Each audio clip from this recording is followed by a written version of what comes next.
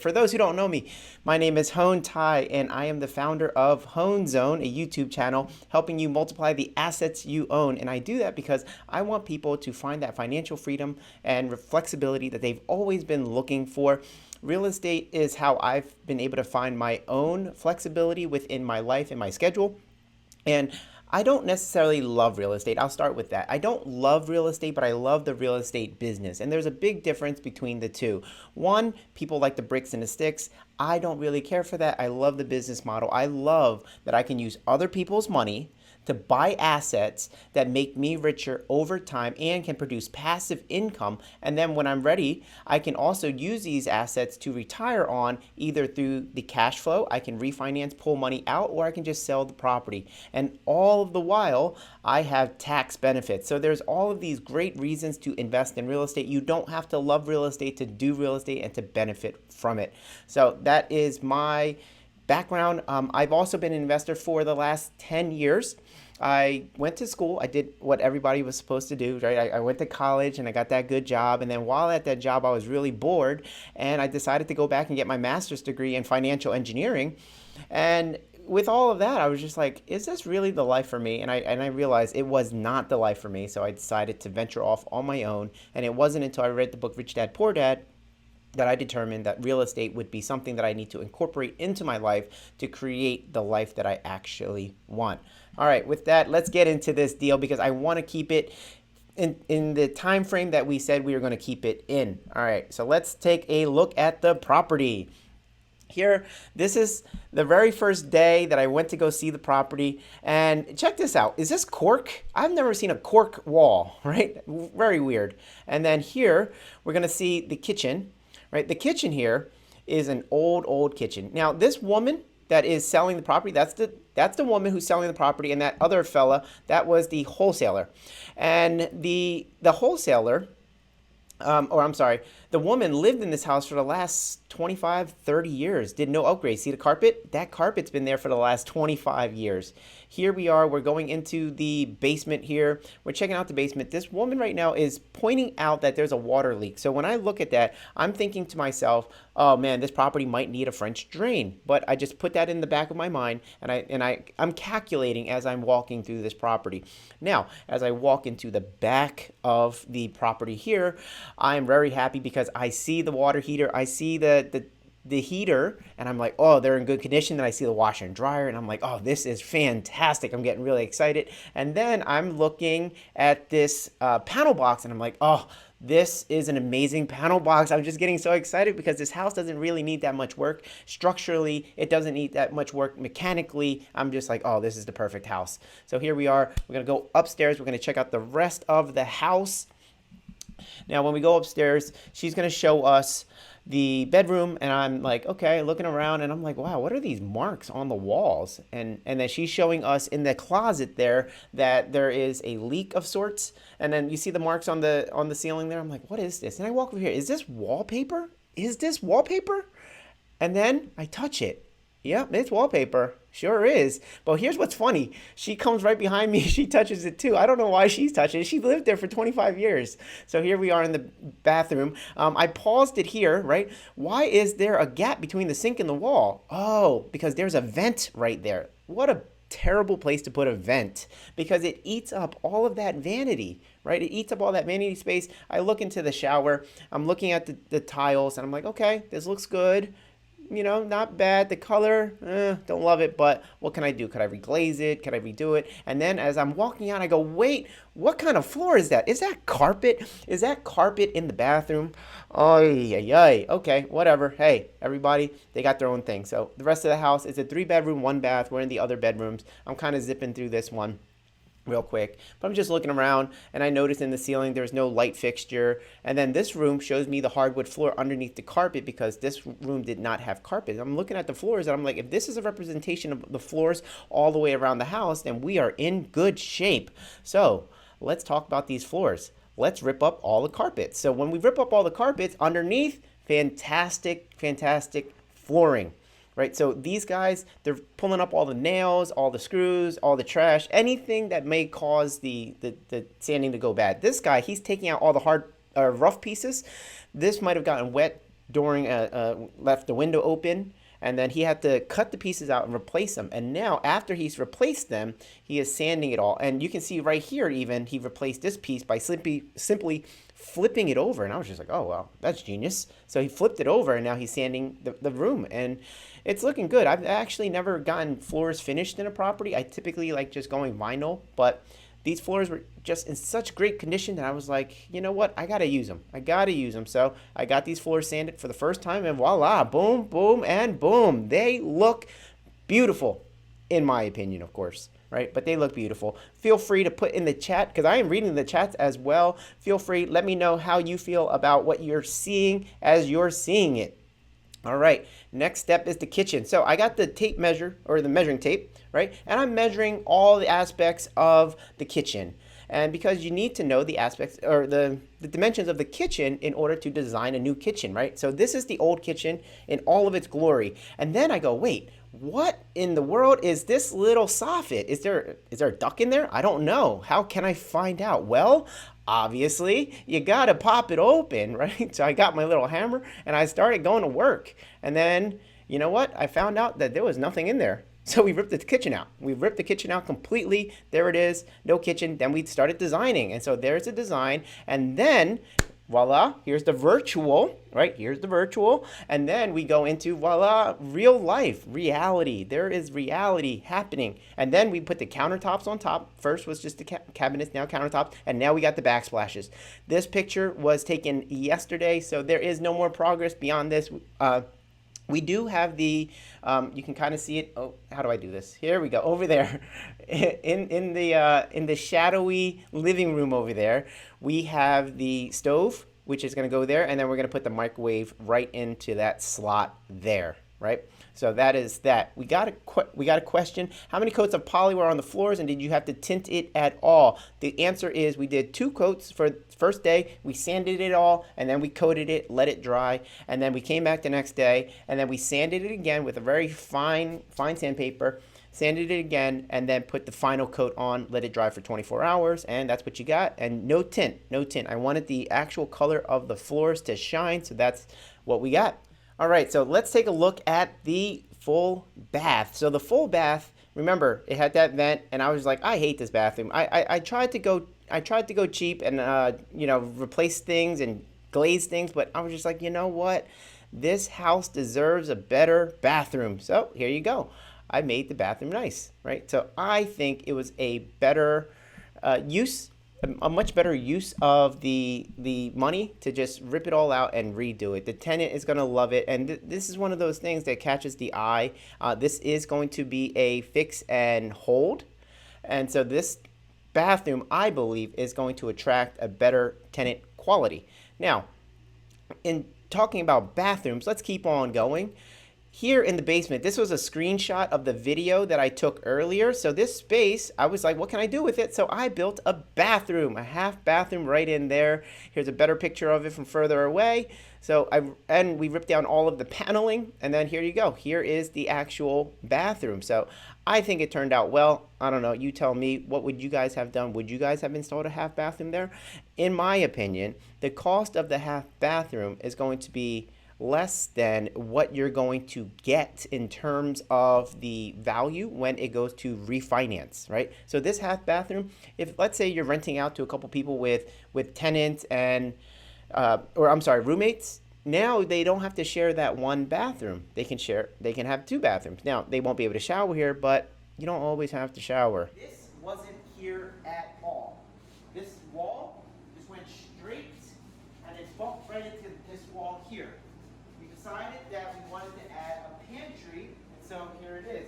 You can see where the old wall was because it's still there. We just simply used up the space that was here for a pantry. This way, it's going to be much easier to live here because if the tenant has, say, a broomstick or anything like that, now you can put it in there because you have the room. Otherwise, you have this out in the open, and that's not as nice. You want to think about the tenant and what their experience is going to be like while living here. If they're uncomfortable, then they're going to want to move out to a house with something like a pantry. So make sure you install things like that so that your tenant will have a better living experience. stuff there. Here's something that you want to think about. It's called switching cost. Back in the day, cell phone companies didn't allow you to switch your cell phone number easily. If you wanted to go from AT&T to Sprint or Verizon, T-Mobile, anything like that, you would have to go and get a whole brand new number and then tell all your friends and family what your brand new number is. That was a huge switching cost. And people didn't switch to different carriers because they didn't want to go through that work. In the same kind of vein, or same idea, when you add a pantry and you add a lot of storage spaces, people can buy a whole bunch more stuff. And when they do that, there's going to be much higher switching costs when they try to move. If you want to keep people in your place, make them super comfortable. Make them an Amazon addict. Have them buy everything, and then this way you don't have to worry necessarily about them moving, because the headache of them moving is going to be just too much, and they're going to be like, nope, I don't have enough activation energy to get over this hurdle. So that is one thinking, but also because I do actually want the tenant to be super comfortable, super comfortable. All right, so that is the presentation. Let me go through that that one video that I wanted you guys to check out real quick. We are in the kitchen. We are getting ready for the countertops. The cabinets got installed. This kitchen was old. You'll see it from the picture right here. But yes, this old kitchen. And we pretty much kept the design the same. We're putting the sink there. We are putting the range there.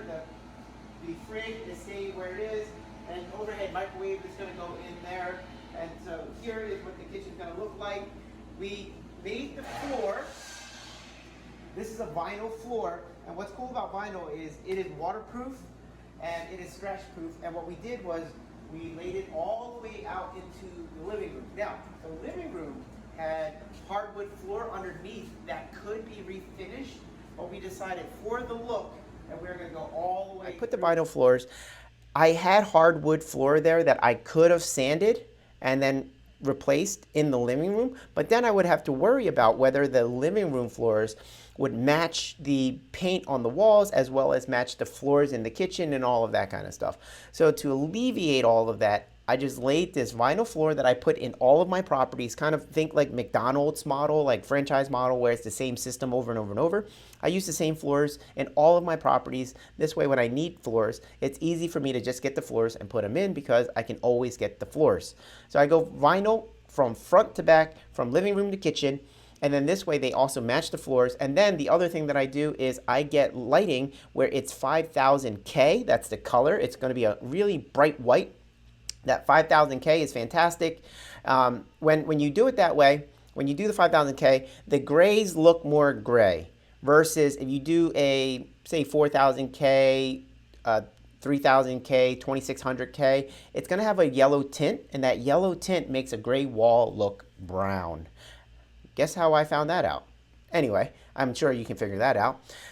Make sure you have all of the pieces all connect, and through videos like this, through presentations like this, you get to learn things like that without having to make the mistake yourself. So there was plenty of properties where I made the mistake where I would get the ceiling fans where it had the LED bulb, which you could not change. And then that bulb often was a 3000K, which had a yellow tint, and that yellow tint made all my gray walls brown. So it made my properties look terrible, and I would go as far as removing the ceiling fan just to put a old-fashioned ceiling fan in where I can put the bulbs in and make sure that they were 5000K.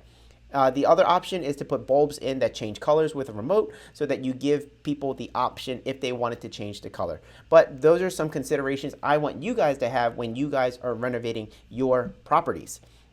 All right, so let's go into this slide here. And so let's talk about the numbers. Why did I do this deal? How does this deal look? So I bought the property for $125,000. I rehabbed it for $25,000. Holding costs $2,000. Finance $5,000. Holding costs are things like your utilities, your taxes, your insurance while you hold the property. And your finance cost is the cost of the money. When you go to borrow the money, so the acquisition and the rehab, when I go to borrow that money has cost. And that was $5,000. I got private money for the acquisition, and believe it or not, you can get money from your life insurance policy for other things. Now, if you have a big enough life insurance policy, you can fund the whole thing with your life insurance money.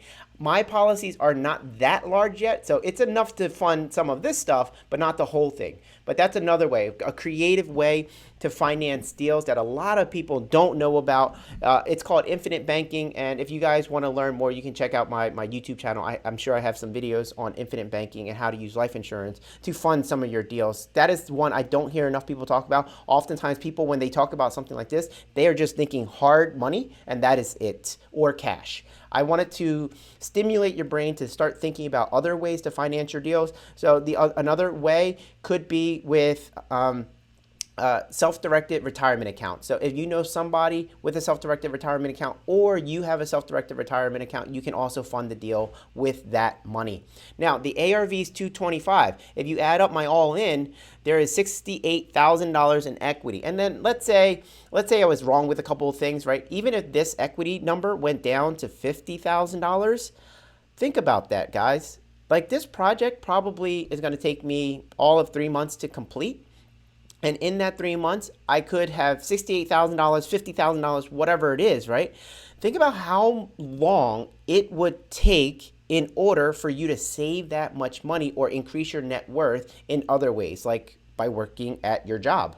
Here, the ARV is 225. When you add up everything else and then you subtract it from the ARV, that's $68,000 in equity. Imagine how long it would take you guys to save that much money from your job or from whatever it is that you're doing. Saving your way to wealth is really difficult. I'm not going to say it's impossible. It's just really, really difficult. But here, I get to buy a property, and then I get to have my contractors work on the property, and then I get to benefit from the net worth without using my own money, because this money can be borrowed, right? I can borrow all of this money from the different sources that I was saying. It could be a hard money lender. It could be private money lender. It could be from self-directed IRA. It could be from credit cards. It could be from a line of credit. It could be from a HELOC, and it could be from your life insurance policy.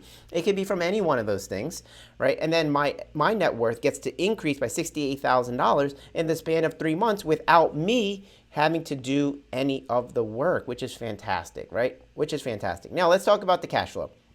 So potentially I can rent it for $1,600, and if I really crank on that lever and cash out as much as possible, the mortgage will be $915. Expenses, $400. What does that include? The expenses could be utilities, taxes, insurance. Let me do it again. Taxes, insurance, utilities, vacancy management, and maintenance, right? I'm including all of that in the expenses for $400. And then this way, when things pop up, I have the money for it. A lot of people, they don't include those vacancy management or maintenance. They just say like, oh, I'm just going to count the utilities, taxes, and insurance because those are the hard costs. I don't want to count the soft costs. And then their cash flow is not correct. This cash flow bakes in all of those other things, all of those other expenses that I was talking about. So now, cash flow wise, $285 a month. Not a crazy amount of money. Totally understand. But if I bought 10 of these properties, that's $2,850 a month. Some people make that in a year. Or I'm sorry, in a month. And then if I did 20 of these, then again, it just multiplies. And again, because I didn't use any of my money, I can multiply the assets that I own because I am not limited to money. There is so much money out there. You just have to figure out how to get that money and how to be attractive to the people with the money.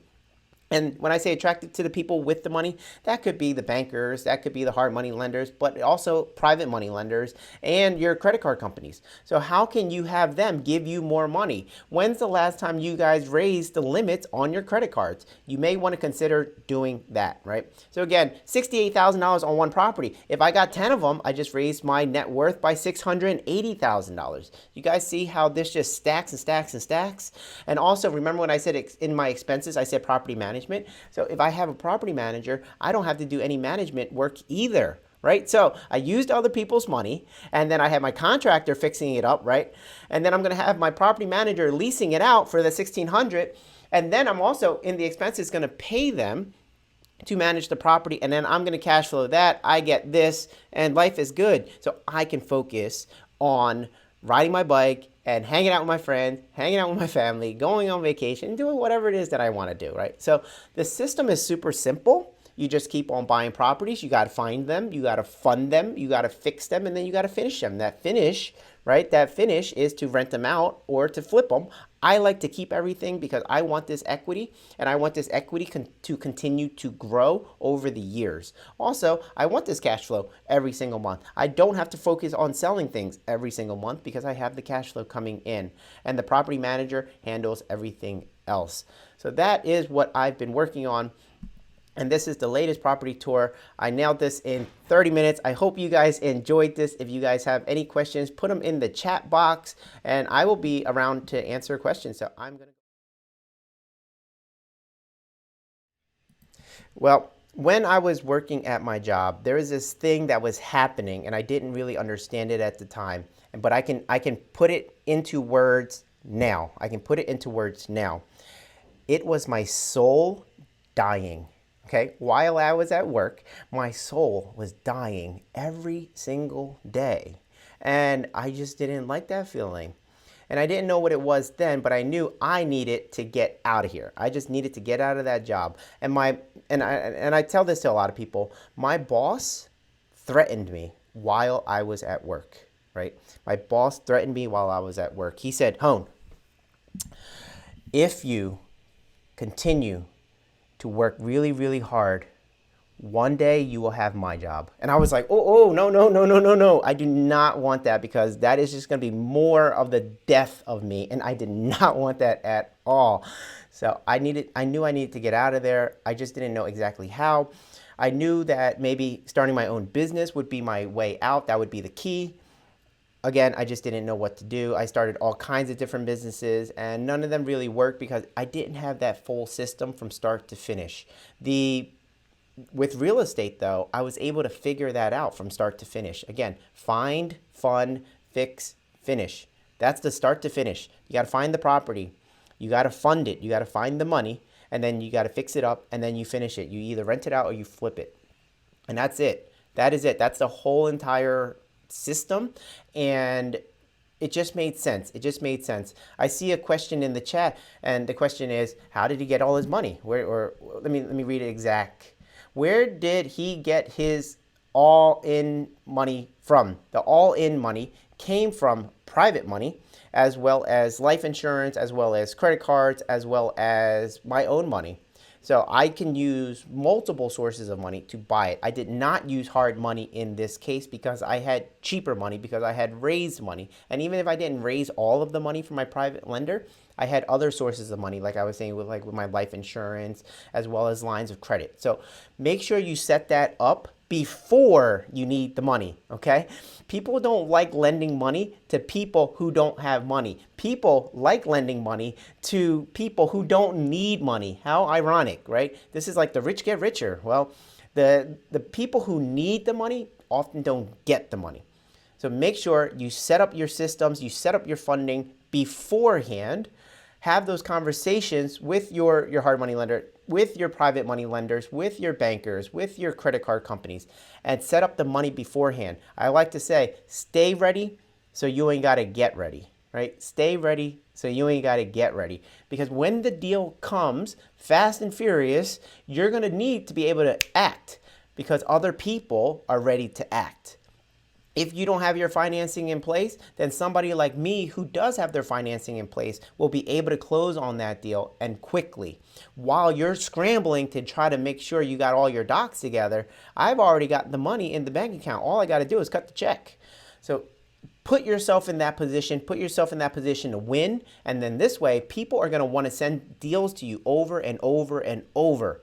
That's the biggest game changer. Have your money correct before you need it. All right. That question often comes up, and I don't love that question only because I think that it sets the wrong expectation for people. Because if I told you I did 5 deals versus I told you I did 100 deals, it is either too big or too small, or too easy or too hard, or all of that kind of stuff, right?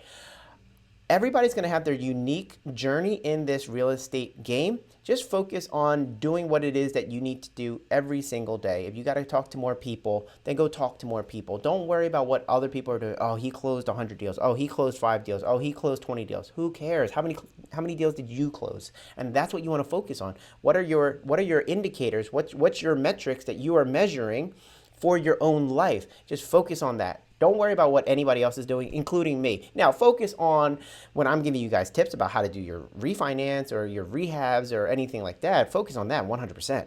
But do not necessarily focus on how successful someone else is, or even worse, how unsuccessful you are. That is a terrible rabbit hole to get into, because that is just going to take you down this negative path, and you don't want to go down there. All right, we got another question I see. What did you use for flooring in the basement? Did you actually have any leaks? Is this a condo? HOA fees? This is not a condo. This is a single family home.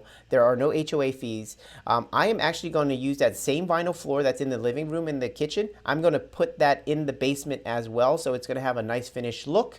And the leak, I found out after I tore everything up, and I tore the walls down and I saw everything, I found that the leak was coming from outside in a big crack in the sidewalk. So anytime it rained heavy, there was enough water to get into that crack and then go down and go through the walls and onto the floor. So luckily for me, it was not hydrostatic pressure, which is where water comes from underneath and then goes up. And then I would have to install a French drain. This was coming from outside. So all we did was we fixed the cement by pouring, or the sidewalk by pouring cement into the crack, and then we waited and we just allowed heavy rains to come. And when we figured out that there was no more water coming in, we decided to paint the walls, and then now I'm going to lay the floors. So the floors are not down yet, but they will be very soon. How much involvement do you have in the project when you have a GC? I have some input in terms of design and things like that, but for the most part, when you work with your guys, they should know what it is that you want. And so for the most part, 99% of it, he's on autopilot, and then I'm just kind of there going and taking selfies in front of the work as if I did anything. But really, that's the extent of it. And then I might design the kitchen and say, like, okay, we're going to put the stove here or the sink here. And he might just say, look, we're going to do it here or here. So I don't have that much say. Maybe paint colors, but even then he already knows because it's in the system. I just used the Home Depot Bear paint in my Bear guy. He has all of the color codes and everything else, so that's it. I don't do too much. I just take selfies in front of the work as if I did anything. When you funded your first deal, were you all set up with investor money before you found the property, or did you happen upon a property and then make your monetary connections? All right, so this is a question of chicken or the egg. So Jen is asking, in my very first deal, did I already have the money laid out, or did I have to go scramble for the money after I found the deal? And the answer for that particular deal, which my first deal, is both. How I was able to do my very first deal is I went to a lot of different seminars, and I stumbled upon a really great seminar that taught me how to do the BRRRR strategy before it was called the BRRRR strategy. For those who don't know what the BRRRR strategy is, that's where you buy a property and then you're going to renovate it. So BR, renovate it, and then you're going to rent it out after it's renovated, and then you're going to refinance it after you rented it out. And then the last R is repeat the whole process. So you're going to buy it, renovate it, rent it out, refinance, pull all your money back out, and then repeat that process over and over. In my very first deal, I was fortunate enough to meet this investor who had seminars going on, and I had just finished reading Rich Dad Poor Dad, and I had no idea which way to go. As soon as I finished Rich Dad Poor Dad, I actually called up a real estate agent friend of mine, and I said, hey, I'm going to be an investor now. I need you to send me all of your good deals. There are two problems with that. Two problems when I asked my agent friend to send me all the good deals. Problem number one, he had no idea what a good deal was, because a real estate agent often is not a real estate investor, and he was not an investor. He did not know what a good deal was. So whatever he sent me, I don't know what he was gauging whether that was a good deal or not. So he sent me properties, and whether they were good deals or not, I don't know. And problem number two with me calling him and saying, hey, send me all your good deals, right? First problem, He didn't know what a good deal was. Second problem, I didn't know what a good deal was. You know that last slide where I showed you all my numbers and rent and this and that, right? I didn't have that all flushed out. Also, there are more numbers that you have to take into consideration, like your DSCR, your debt service coverage ratios, and your LTVs from your lenders, right? I didn't have any of those things. And so I didn't know what I was looking at. How do I measure whether a deal is good or not if I don't have the right metrics to measure it against? It wasn't until I went to the seminar and I learned how to actually determine whether a deal is a deal or not. That is the biggest thing that all of you guys need to learn before you do deals, whether it's a good deal or not. But if you don't have the metrics, how can you answer that question? Do you just say, I like the paint color? Like, you got to know the metrics that you're measuring against in order to determine whether it's a good deal. So that's step number one for you guys. Learn that. And I learned that from the seminar. I learned that I need to check for the DSCR and whether or not I can get the financing at the end, the refinance at the end. And then also, he introduced me, the leader of the seminar, the person who was teaching it, he introduced me to hard money lenders. So I was able to get a hard money loan for my very first deal. Now, this was 10 years ago, right? This was 10 years ago. Very different climate. We had a lot of deals everywhere because the market had just crashed, but no money anywhere. So this hard money lender was charging 6 points and 16% interest. Kind of high, but he got the deal done. So I was able to buy a 6-unit apartment building as my very first deal, and I was able to get the money because he gave me that connection. So it was kind of both. I didn't know. I wasn't aware enough to know to raise money. I didn't have someone like me telling me to stay ready so I don't got to get ready. I didn't know about raising money. I didn't know any of these things. But now that you guys do, go do it. Do you have an architect or designer to do your floor plan, 3D plan, before you start your rehabs? No. No, because it's already laid out. It's already there. Like, for the most part, it's cookie cutter. When I walk into a house, it's a living room. When I walk further, it's going to be the dining room and or kitchen. And then when you go upstairs, you got bedroom, bedroom, bathroom, bedroom. Same. All the way around. I'm not necessarily changing walls. Some houses, sometimes I blow out walls, but all that does is just, it opens up the walls or the house. And that's pretty much it. I don't have to go through the architect thing or the design, 3D design and all that kind of stuff. It's not that complicated because the houses are super simple. I just kind of follow that path. How did you find your team or necessary people to complete the whole rehab? You keep asking for referrals until you get lucky and you find somebody that really works out for you. And then your job now is to keep that person busy, and then you want them to love you and only want to work with you. So I have actually helped my contractor become a real estate investor. I've helped him buy a couple of properties since he's been working with me. And so he's forever grateful for our relationship. And so he always wants to do my deals, and he always puts me as a priority because I'm always trying to help people with learning to become an investor. So I have helped him become an investor, and then he's been like key in my growth. So it's been a good thing. How did I find him? I just kept asking for referrals until I found one.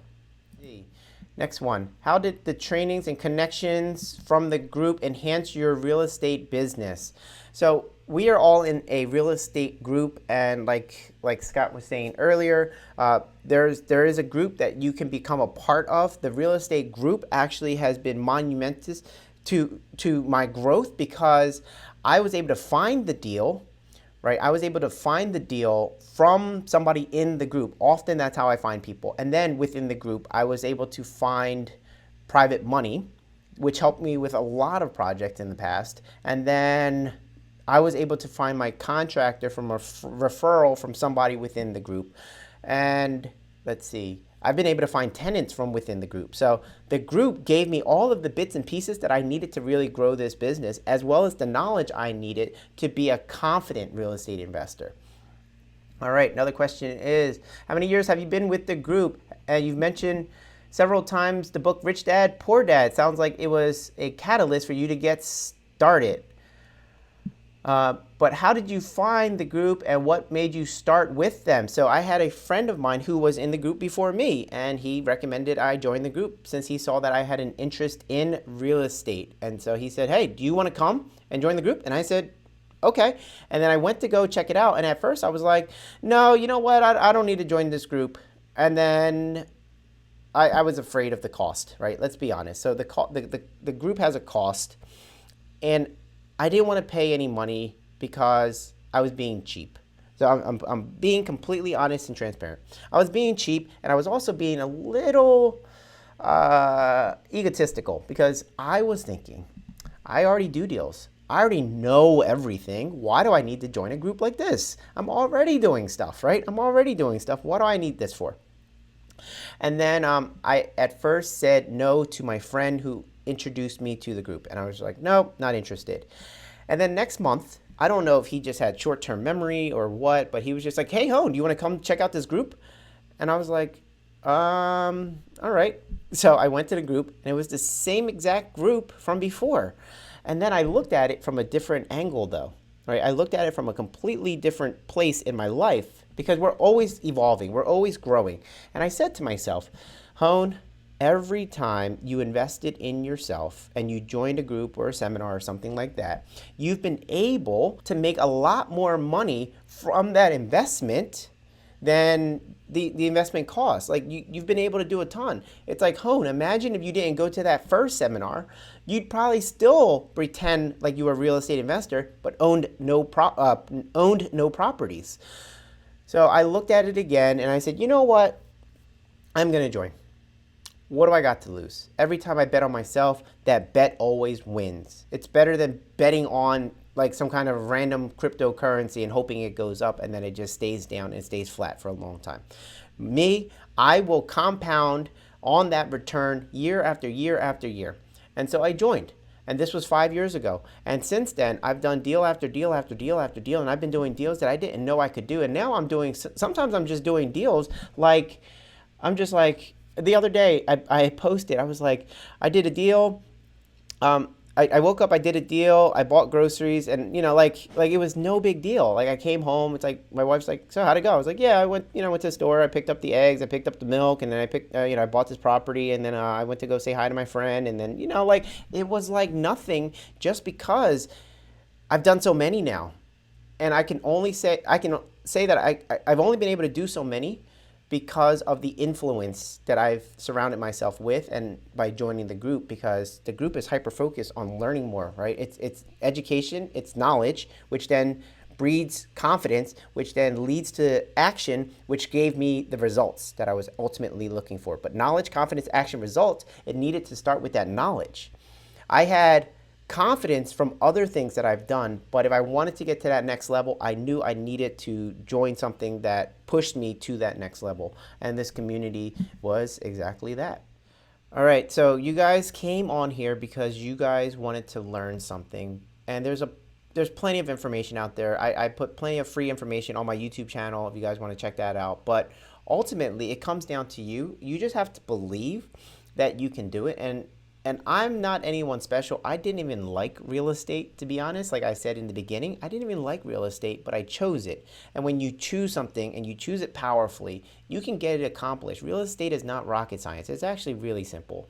If you're interested in becoming a real estate investor, just do all the things that you need to do, and you will become that investor. Whether it's talk to more sellers, talk to more lenders, know your strategies better, whatever it is, just keep on doing that day in and day out. You don't have to spend 8 hours a day on it, but do spend some time on yourself, improving yourself every single day, and you will become that investor. Again, it's not rocket science. You guys got this. It is easier than you think, and it may be a little harder than you think, but it's definitely easier than you think as well. And it's being able to live in both worlds and both extremes that will make you great.